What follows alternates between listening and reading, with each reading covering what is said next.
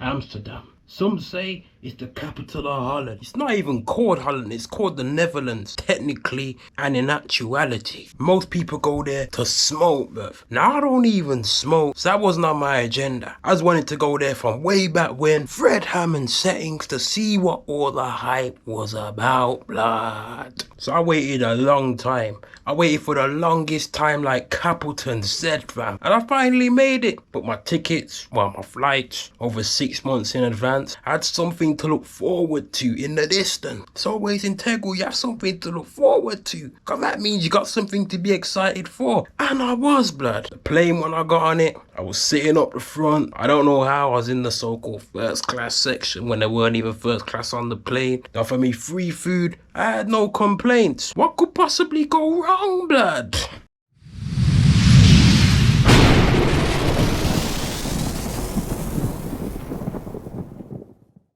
You know who it is. RTM Diaries, presented to you by the one and only AJ RTM. Back with another video for RTM Life Chronicles episode 2, blood. Before we get into it, just some quick housekeeping. Make sure you check out our sponsor, RTM Visual, elite photography, videography and drone content, drone work as well. Make sure you go check them out. Their link will be in the description. And make sure, above all, you subscribe and smash a like on this video. We gotta get the word out there. RTM Life Chronicles, come on, mate. You can't be missing out on the content anyway.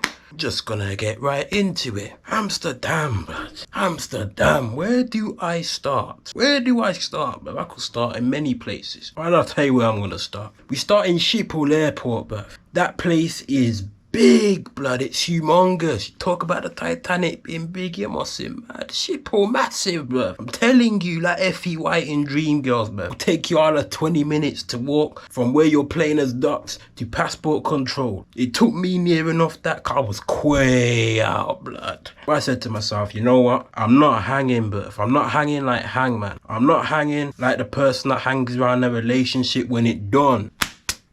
I was getting off, bruv. I was getting off like a car you see speeding on the M6, bruv. That's what I did. So I've got off now and I've got to passport control. I've got there. When I got there's about 5 people with me. I said, I made a smart decision, you know, because by the time I got through passport control, there was another 50, 60, 70 people right behind me, blood. It's like I could see them in my rear view mirror. That's what it seemed like, because they were coming. So I get to passport control now, and I'm seeing they have their militarized police. It weren't even security, it was militarized police with pepper spray, cuffs and guns, bro. I said, nah, this is different, bro. In the UK, we have border force, they have handcuffs, but they don't have guns, bro. They don't say military police. It's not a weird name in Dutch. I didn't understand it like Big L, the Harlem rapper. I went and looked it up, found out it was military police, bruv. But I didn't like the look of them, bruv. They didn't like the look of me for some reason either. Call it what you will, but me now I got sent nothing. So he got my passport. He's like this. Me say, watch out. Me say, take time no. You want to rip me passport. Man handling it, bro. Like a bouncer. When he dashing someone out the nightclub, he doesn't want in there anymore. Yo, man handle it. And I said to myself, boy, son, before he was going to rip my passport. Luckily he didn't. He was just doing some thorough checks. Overly thorough. The most I've ever seen, blood. So then, I proceed to head to my hostel to drop my stuff off. But I wasn't hugging no luggage. Like I said in my last episode, that suitcase was heavy. Like Effie White in Dreamgirls, bruv. It wasn't happening that day, I'm telling you. But when I lugged my luggage down that elevator onto the train station, I was gobsmacked. I couldn't believe it. Like when someone sees mystery money in their bank account, bro. That's how I felt. There was no barriers in Schiphol station. I was like, yes, free train fare. So I thought, bruv. So I thought, fam. We get to the station that I need to get off at. Cool, we get off, but the trams do not run to Schiphol station, by the way. So that was not an option. No way. It wasn't an option, bruv.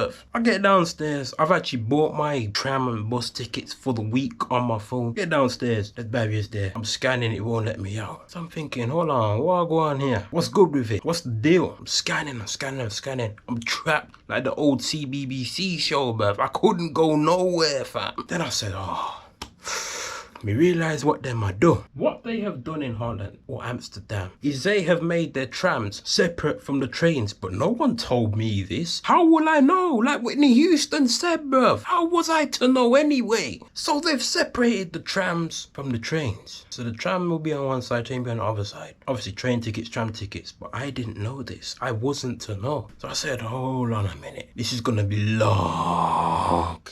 I said, nah, bruv, there's no staff to help me, bruv. I couldn't buy no tickets on the app. Their ticket systems, man, but we'll get into that in a bit. I couldn't buy no tickets. And I said, nah, something's got to give. So I literally just zipped up my mask, cause it was freezing cold. And I just bung my case behind someone. And I ran out, fam. And that was that. That was that. But on the topic of trains, bruv, their train service is run by one operator. I don't know what it's called, but their pricing is just ridiculous. I went to Rotterdam, they were quoting me €36. You must say mad.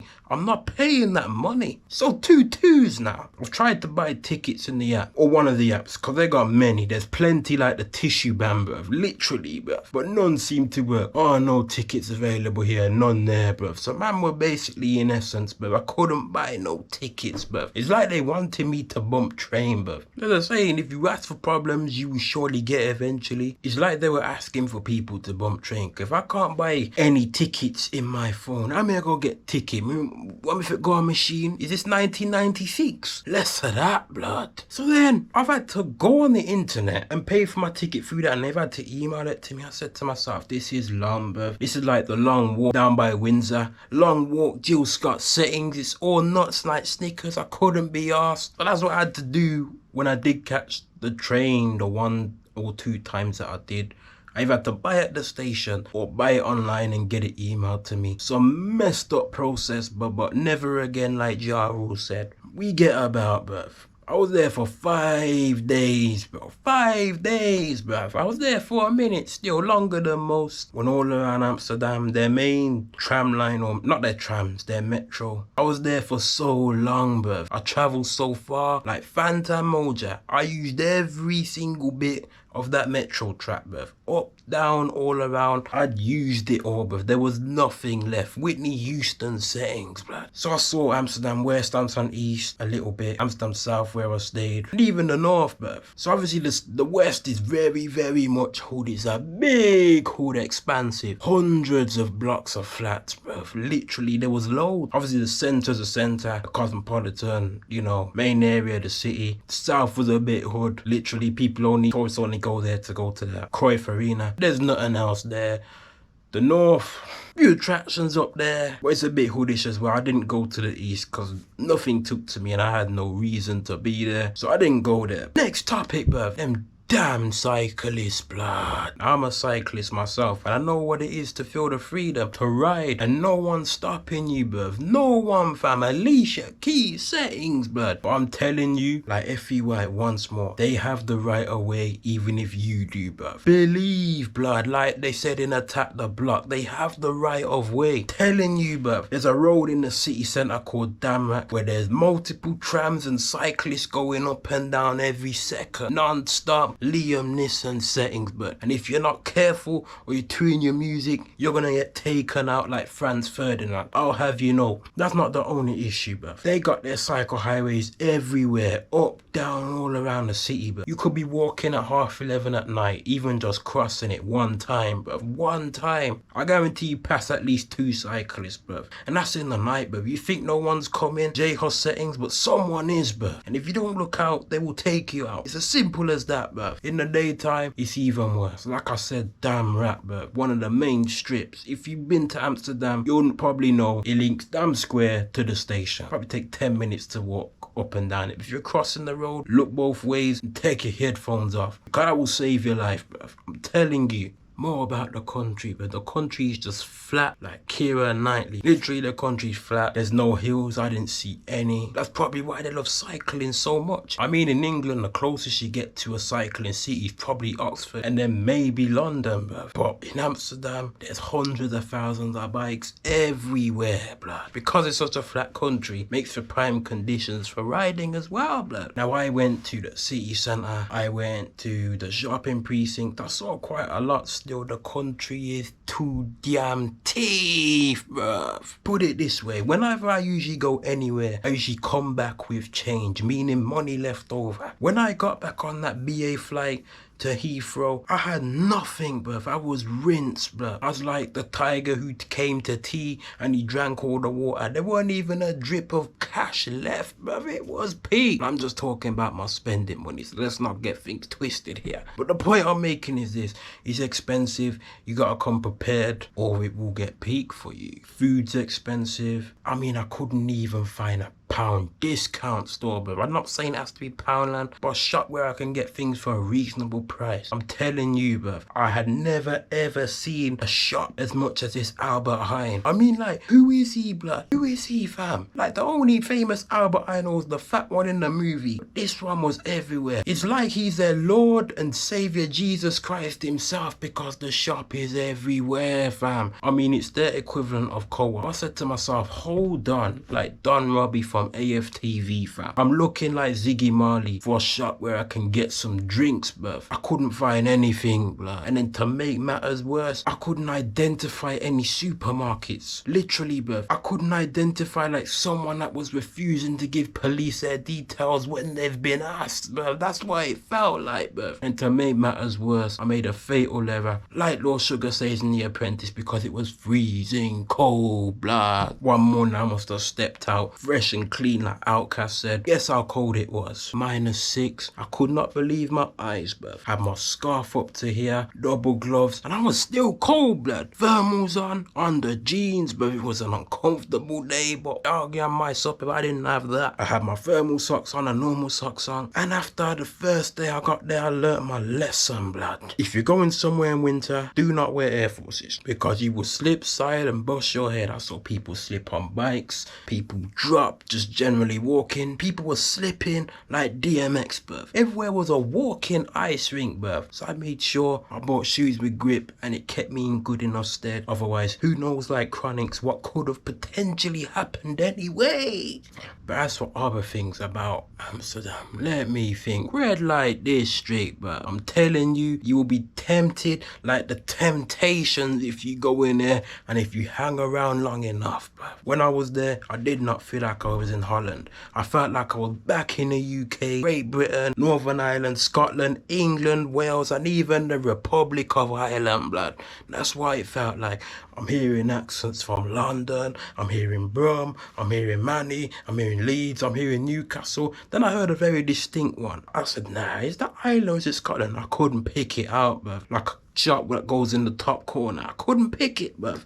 I said to this guy, yo, where you from, bruv? He said, oh, I'm from Dublin. I said, yo, I was there a couple of weeks ago still. Where in Dublin you from? He's like, where do you know? I said, oh, I know Blanchetown, I know Tallow, I know Borth, I know quite a few places still. He's like, oh, he's from near Blanchetown. And then he said to me, roll with us like a caller. I would have, cause I was riding solo like Jason, but I was a man on a mission, so there was no stopping me from doing that, blood. He ended up getting cussed by one of the gal. They must have said SYM and something else, but he done something to upset one of them, but I don't remember, but he was walking through. She come out her door, bap, hurling abuse, but it was peak for him, bruv. But yeah, but red light district, this is how it works, bruv. Well, you probably know it works. I'm not even gonna go into too much detail. What I'm gonna say is, it starts off small, then it gets big, bruv. You will start spending small, then it will get big. We'll go to the place where you pay €2 to peak, and then you think, oh, that was cheap. And then you'll probably go get some action, like WWE, fam. And by that time, you've probably spent...